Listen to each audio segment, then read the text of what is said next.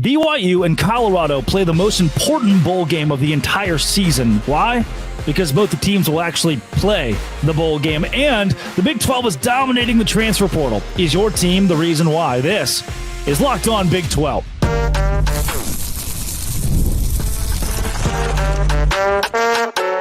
You are Locked On Big 12, your daily podcast on the Big 12 Conference. Part of the Locked On Podcast Network, your team every day.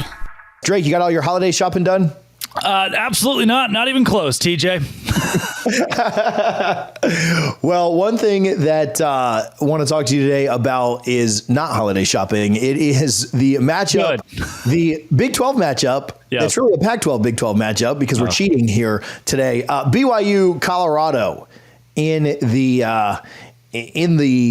bowl season, something that we thought we were going to get in the conference championship game. Make your debate. Is this the best bowl game outside of the playoff? Yeah, no doubt. I think if you look at two teams that want to compete in their bowl game, it's BYU and Colorado in the Alamo Bowl. And you could argue that there are other matchups in the country that feature two larger brands, maybe. But as for this season, each of these squads made waves nationally. Colorado having the Heisman Trophy winner on its roster, BYU having a magical 10-2 run, and we thought we would get BYU Colorado in the Big 12 championship. Instead, we're seeing this in the Alamo Bowl, and at least we get it. And at least to this point, we have two teams that are at full strength. BYU lost a couple of guys in the transfer portal who have contributed this year. The same for Colorado, but by and large, you have not heard of opt-outs for these two schools. And as long as Deion Sanders and Travis Hunter still plan on playing, and Deion Sanders is the coach for Colorado and the Buffs, as I do believe he will be long-term, or at least for the next few years, this has become the biggest bowl game outside of the college football playoff because you have two teams at mostly full strength, two coaches who want to win their bowl game, and two cultures that are still building, and two schools that could have very well played in their conference championship. It's seldom you ever get that same combination all coming together. So you could argue, hey, there's something here between LSU, and there's something here between a brand like A&M or a USC and these schools that, just had preseason hype and couldn't quite live up to it, but still have stars in the field now. I don't care, even if their guys do play. BYU, Colorado, two schools that were top 15, top 20 teams this year and should have gotten a matchup 3 weeks ago in their eyes, will meet in the Alamo Bowl, and I think it's great.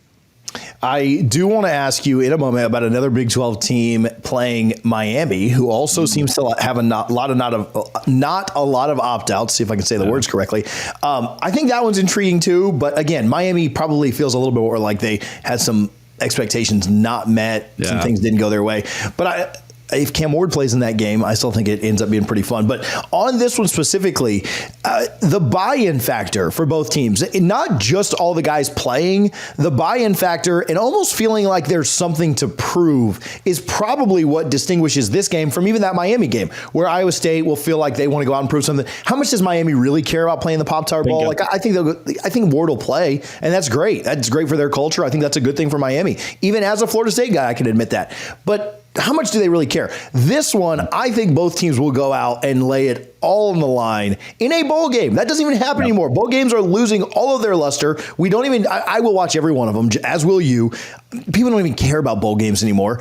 This one, to steal from the SEC, feels like it just means more.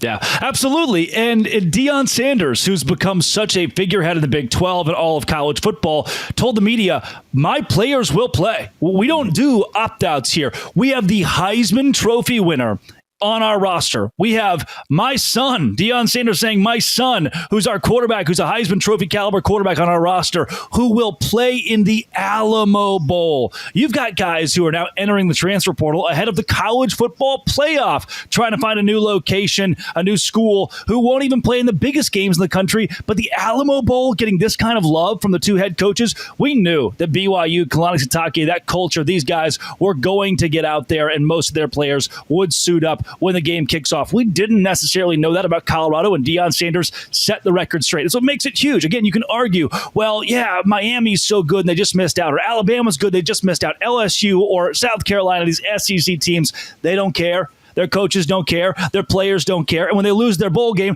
that is their rhetoric. We didn't care. That's a great cop-out. It's like when you ask your middle school, you ask the girl to be your girlfriend, and she says no, and you're like, well, I don't even want to anyway. I was just asking. That's exactly how the SEC is going to play this. It's how they play every bowl season now, and the Big 12 is not that way. It's great to see that the closest you get to the SEC branding, that's Deion Sanders, Colorado, the closest the Big 12 got this year from a viewership standpoint. That guy's saying, pony up, dude. This is college football. This isn't just a game to sit out. We're going to practice. We're going to put our guys out there. We're going to prove we could have won a Big 12 championship if not for a late season loss to Kansas. I wonder if this, and it seems to be trending this way, and you're always going to have guys jump in the portal until they fix the calendar. I do wonder if this changes the trend. Obviously, we saw what happened with Florida State, and I defended that last year. I have no problem continuing to defend that if anybody wants to come in the comments and argue with me. But I do wonder if kind of Florida State set the mold for reversing that trend, reversing that cycle of guys opting out. And now Colorado showing you can have 2 top 5 picks and still not opt out of this thing. Talk to me about the matchup, though. Colorado seemed to be trending one way. I know the late season loss to Kansas was something. BYU trending the other way late in the year. How do you like the time off and the matchup? We're 12 days out, right? We've got some time, and we'll talk about this more in depth next week, I'm sure. But thoughts on this matchup from an early look? Yeah, BYU finally picked it up in that second half against Arizona State, who was a juggernaut down the stretch. And for Colorado, again, that Kansas loss is the only thing that buries them from going to a Big 12 championship and possibly the college football playoff. If you ask collegefootballinsiders.com, the analytics, Colorado should lose this game 27-26. They're separated by less than a point. You have to round up to get there. And the big question for me is going to be BYU's offense running the football. Can Colorado defend that? We know their secondary is there, but the boys up front, the linebacking core, who was much improved, can they defend a BYU rush offense that is 22nd in the country? Then for Colorado offensively, they're 73rd in the nation running the football. BYU has the 27th best rushing defense. We're going to see BYU run the football a lot, Colorado throw the football a lot. And in a matchup like that, if we do see a shootout, it favors the team that can throw the ball more efficiently. That is certainly Colorado. However, the defense of BYU grades so much better than the defense of Colorado. It makes you think, well, 1 or 2 key stops in BYU, who's down by 10, if they still run the football and stick to that, can they score a couple touchdowns quick and go up by 4? It's going to be one of those games where I believe each of these offenses is put truly to the test based on where their deficiencies are. We say, hey, you can't run the ball. You're going to be forced to throw the ball against a BYU secondary that's maybe a bit more, maybe you can get a bit more leeway there. So then, TJ, when each team is trying to play toward its strengths because they know their weaknesses will certainly be put down massively, I'm going to go with I don't know. It's too early. I don't know where I lean in this game yet, but as far as how I see it playing out, I think Colorado is going to want to establish the passing game. BYU wants to establish the rushing game. And from there, it is immovable object, unstoppable force meet one another, and we get again almost a preview in post of what the Big 12 championship could have been. And again, these two head coaches certainly would have wanted that matchup in Arlington. Drake, we talked about the big picture side of this earlier, but how this will be the best ratings the Alamo Bowl has ever had, and maybe a bold prediction: could this be the best rated? From a viewing perspective, will this beat every other bowl too? Even the New Year's Day stuff is obviously going to be the playoff, but the New Year's Eve stuff that is like your big games in Tampa and Orlando and stuff like that. Is this going to be the best rated bowl, and what does that do for the Big 12 big picture? Well, I know you're no stranger to hot takes, and here's mine on this game, TJ. It will be the most attended bowl game outside of the college football playoff. It will also be the most watched bowl game. You have BYU, who is a flagship for the LDS faith, one of the fastest growing faiths in the entire world, and Colorado, who has Deion Sanders and blew everybody else out of the water in the Big 12 from a viewership standpoint this year. They will travel to San Antonio for the Alamo Bowl, and not only that, the country will watch as these two teams square off at 7:30 prime time on ABC on a Saturday. That's December 28th. These two schools will go toe-to-toe in the most anticipated bowl game outside of the college football playoff, proving it doesn't need to be the SEC. It doesn't need to be the Big Ten. It doesn't need to be these teams that have 3 losses, 2 losses, got left out. Feel like they were given the shaft by the college football playoff committee. Their fan base, their coaches, their players going to show you they're willing to give up. The Big 12's not like that. We play football here. BYU and Colorado will square off in the biggest bowl game outside the college football playoff, and one that might outpace certain college football playoff matchups. Yeah, it almost makes me wonder if some of the bowl tie-ins start to go away, because some of these big bowls that we think about, the New Year's Day, and again, I know it's New Year's Eve, but the New Year's Day stuff, like the stuff that happens in Tampa, whether it's the ReliaQuest Bowl or the Citrus Bowl or whatever's happening, starts to think like, man, nobody's ever cared about the Alamo Bowl until this year, and it is going to break records for viewership in non-playoff type stuff. Let's hop in to tell you that today's show is brought to you by college football, the playoffs on TNT and Max. It's that time of year. The college football playoff is back, and with a newly expanded 12-team format, it's guaranteed to be bigger and better than ever, bringing you all the hard-hitting and high-flying excitement that you love. TNT Sports coverage of the college football playoff begins December 21st, starting with the college football playoff kickoff show presented by AT&T at 11 a.m. Eastern. Leading into our first matchup, the Southern Methodist University Mustangs battling the Penn State Nittany Lions at noon. Then the Clemson Tigers look to upset the Texas Longhorns in a showdown at 4 p.m. Eastern. Don't miss a moment of the action. Watch the college football playoff presented by Allstate live on TNT, True TV, TBS, and Max. It's the college football playoff coming to TNT and Max.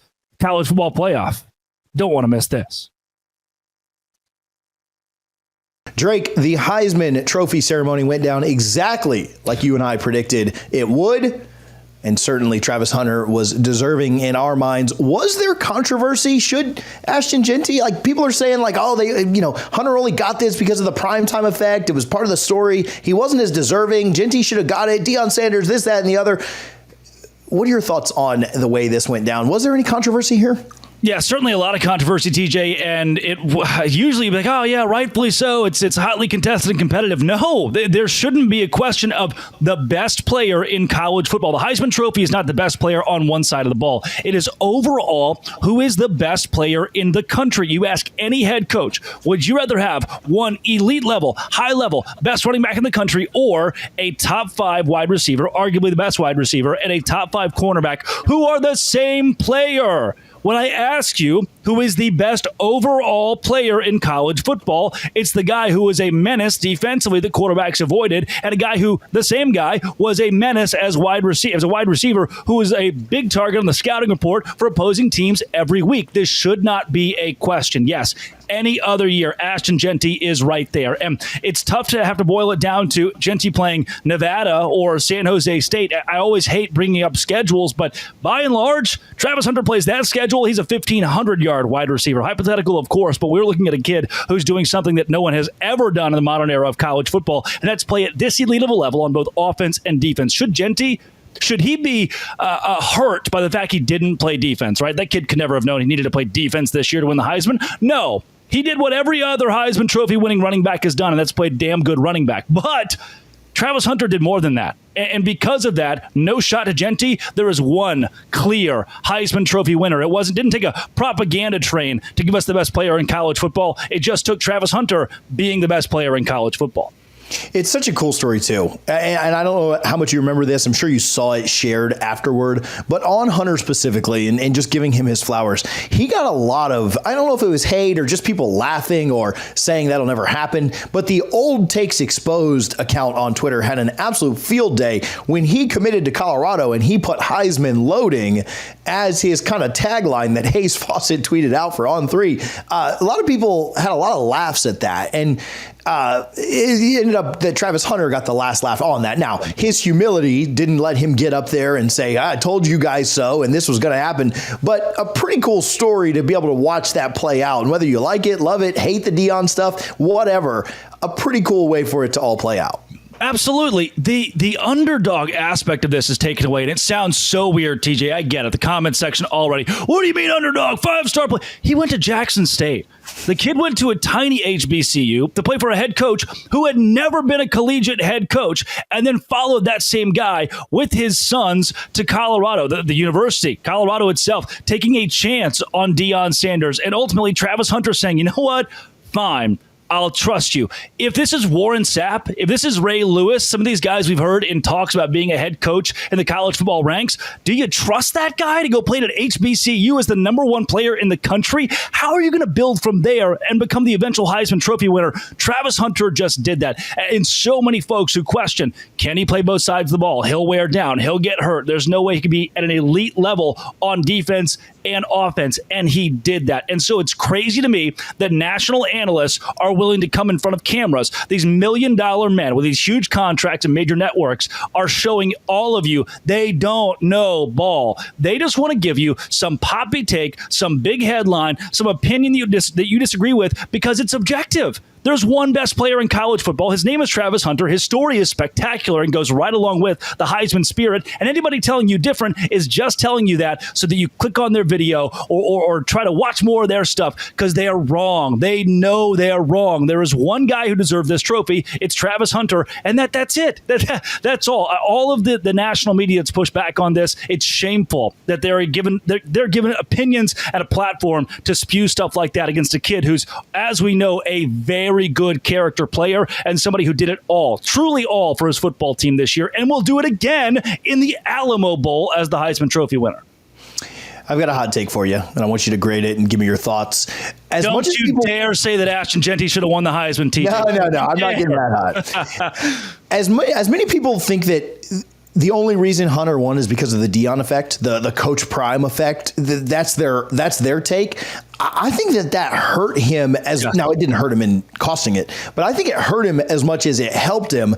And maybe if not even more, playing for Deion Sanders and playing in that Colorado hype bubble probably hurt him because of those media hacks and those, big brained idiots that held it against him. And they voted for Genty instead of just voting for what their eyes showed them. As much as Coach Prime helped him, I think he also hurt him in an aspect because this should have been a bigger win if you just watch football. And so I think a lot of people with their big brains and their, oh man, I'm a Heisman voter, so here's my take. Here's why I voted for this guy. I think it ended up hurting him, and it should have been a bigger landslide because if you just watch ball, it was so obvious. Absolutely. And TJ, to build off of that, we said earlier this year, you and I, that Deion Sanders, this experiment, it's an experiment at Colorado, may not work out. That wasn't a hot take. Most people were holding out on a guy who was 3-9 last season. He proved me wrong. He proved you wrong. He proved so many analysts wrong. That was the right question to ask, though. Can Deion Sanders off of 3-9 turn it around? The answer to that was yes. Never in that did we question the player Travis Hunter. Never in that should any analyst, any media member say, well, just because Deion might not have it, we still need to see him prove something. That didn't mean that Travis Hunter needed to prove anything. He was already elite going into this season. And if he was a corner/wide receiver for Texas Tech or a corner/wide receiver for Alabama, we would not have this same pushback against Deion Sanders, Travis Hunter, Colorado, the Heisman Trophy Committee. And that just shows that there is such a skewed bias that almost lost Travis Hunter an award that was rightfully his because people in America just want to see a good story lose. People in America want to see a good story like this, a guy coming from an HBCU, taking a chance on a first-time head coach in Deion Sanders. They want to see that kind of guy, for whatever reason, lose. And he didn't, thankfully. And you're right. I think the Deion Sanders effect ultimately hurt him nationally, and I'm glad that they got it right in the end and gave Travis Hunter the Heisman Trophy he deserved.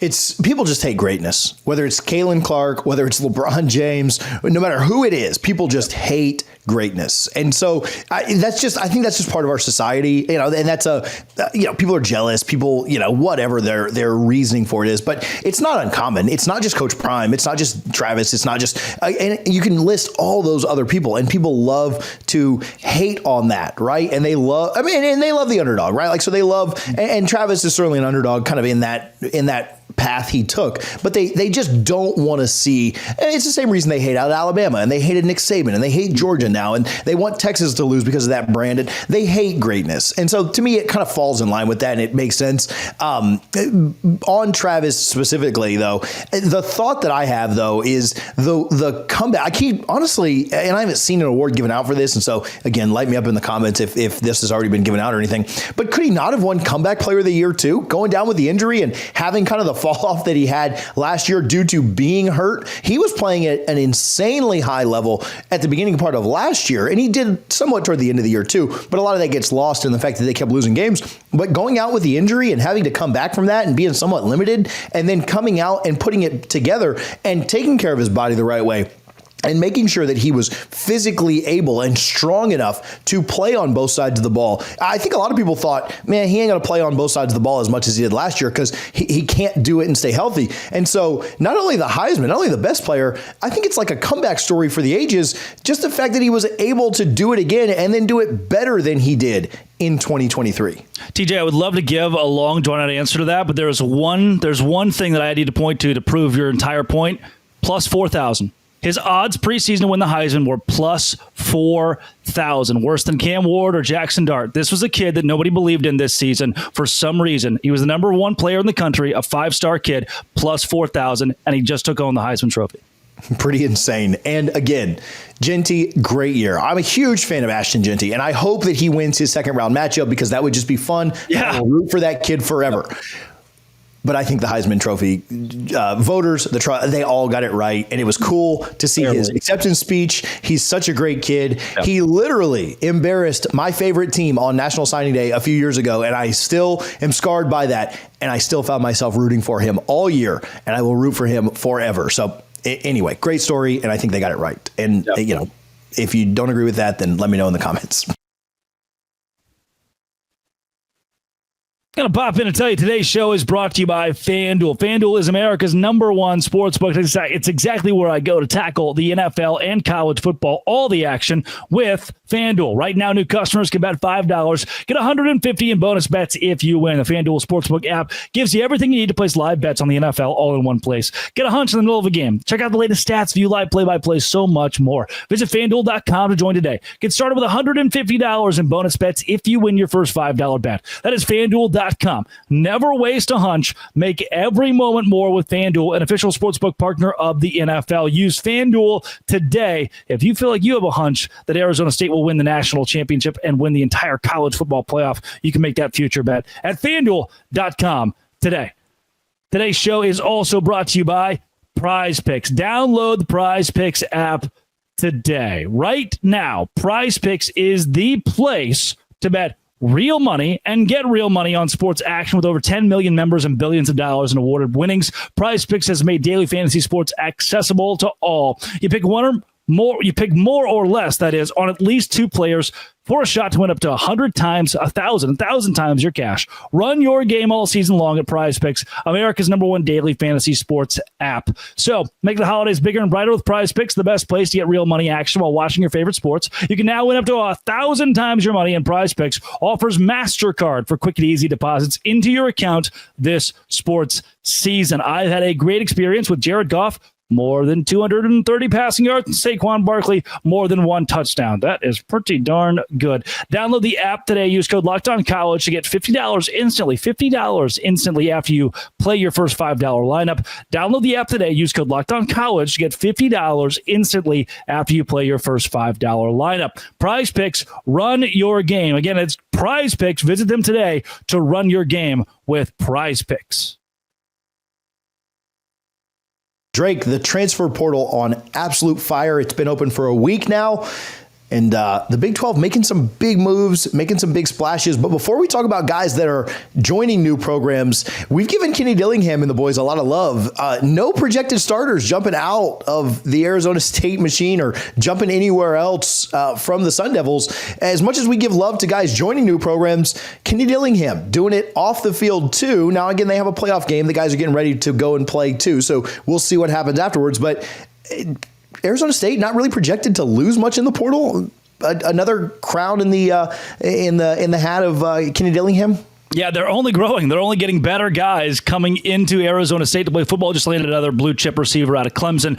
This is an Arizona State team that's building a machine. You're in a state where you're the perfect mix of California and Texas. Take the best players from two of the best states in high school football and then Give it a destination that everybody wants to go to. Hey, I would love to go to Arizona State and be a hop, skip, and a jump from Scottsdale. I spent a weekend there this last year. It is the hub for, you're right outside of Phoenix, a hub for anything that is anything in the state of Arizona and going out west. So destination city, perfect spot between California and Texas. You've got an airport close to you that's going anywhere and everywhere, including internationally. Why not, if you're a player, why not would you want to go to that campus who's bringing a quarterback back next season, has a head coach who's a legacy and could be a lifer there, and is one of the youngest head coaches in college football and has such a fire and fervor. And not only that, they're in the college football playoff. We don't have to sell you anything. We don't have to say, hey, come help us rebuild here. We were 3-9 last season. Come help us do something special. No. You're walking into a program that's already doing something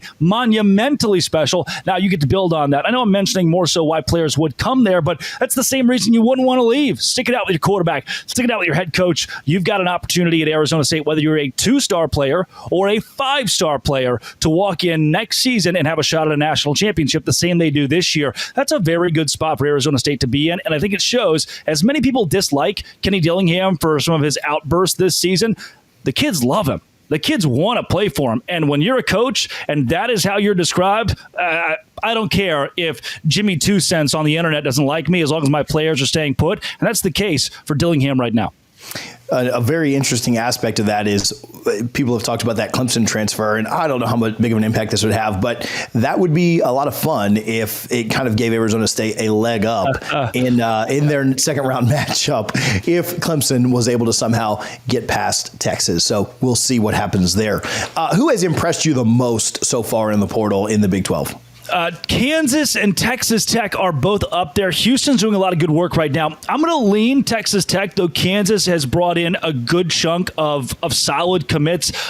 Tech with 3 4-stars already. That's second most in the country. Tied up there with LSU and just behind Ole Miss. For Joey McGuire, he understands, hey, 8 wins is a really good standard to hit in Lubbock, something they've struggled to get to in years past. That's just kind of been the middling. Hey, Texas Tech, we win 8 games. Hurrah! We're not always great. We're not always terrible. It's what we do. He wants to push past that bubble with the Red Raiders, and to do that, he's going to have to attack the transfer portal. Why not do it by immediately bringing in 3 4-stars? He's already gotten, at the time of recording, 7 different commitments to bring guys in, and they're coming from the SEC. They're coming from the MAC. They're experienced. They're young. It's a really good mix of guys on the defense and the offense, and he's building an offensive line. He's got a tackle, interior offensive lineman, defensive lineman. How do we build those trenches? Of his 4 stars, one's a corner, one's a wide receiver, one's an interior offensive lineman. I think those guys all come in with an opportunity day one to play for Texas Tech and bring competition at the very least. Baylor did this last year with Zaquan Finn at quarterback. They brought in a kid who was going to be their starter the entire year, given the Brink truck and NIL money,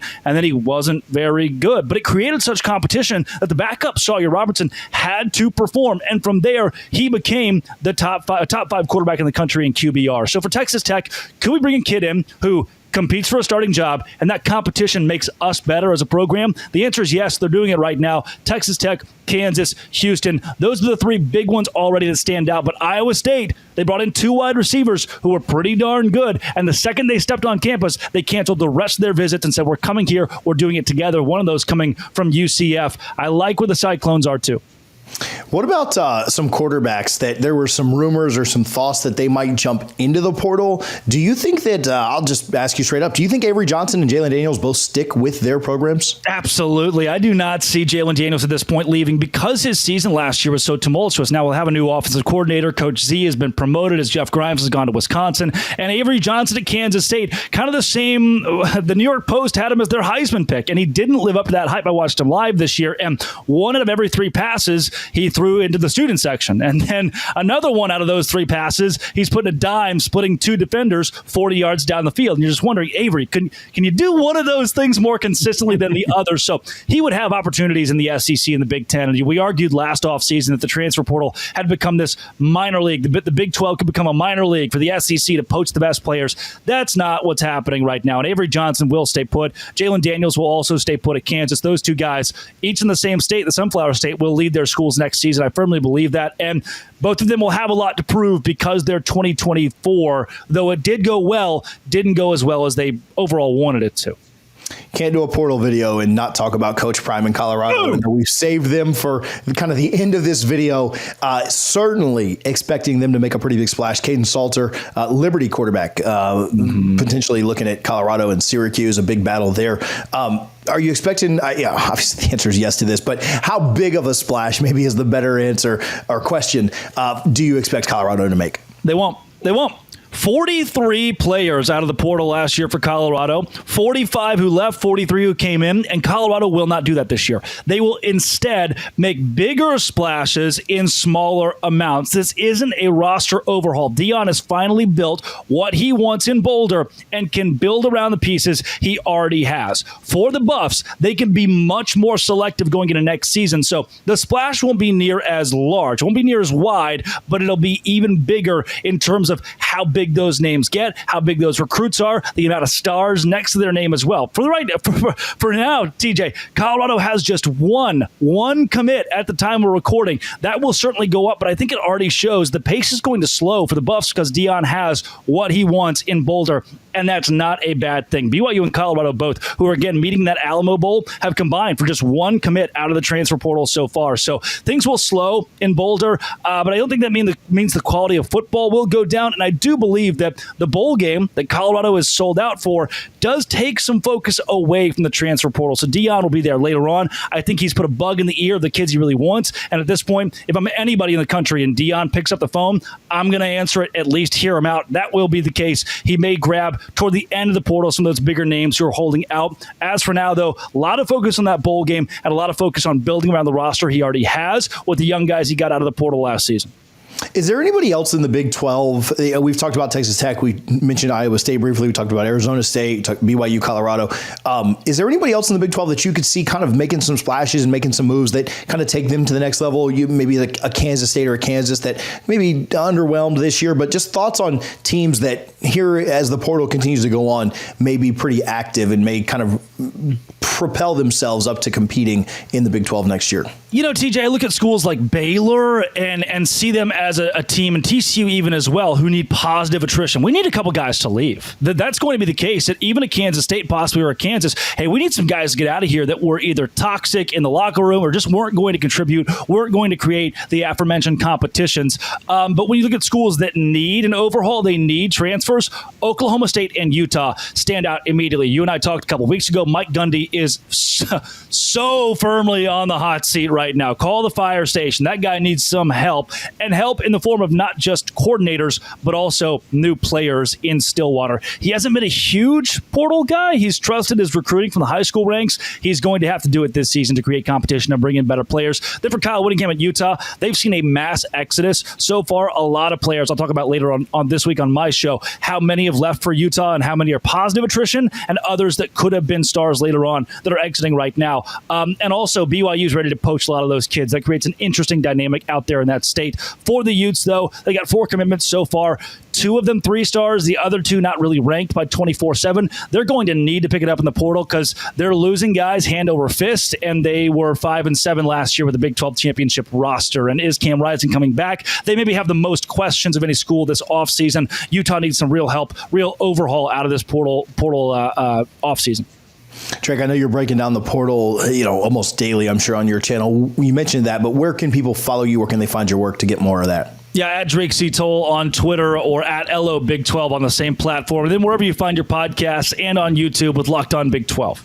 The fastest growing and the first to hit 25,000 subscribers. Boom, I saw that yesterday on Twitter. Congratulations to you, man. We really do appreciate you taking some time and chatting with us here just about every week about the Big 12. Always fun. We'll never call it a series. We'll never say it's a weekly thing, but it's getting close, and I like it, TJ. Always a pleasure to be here.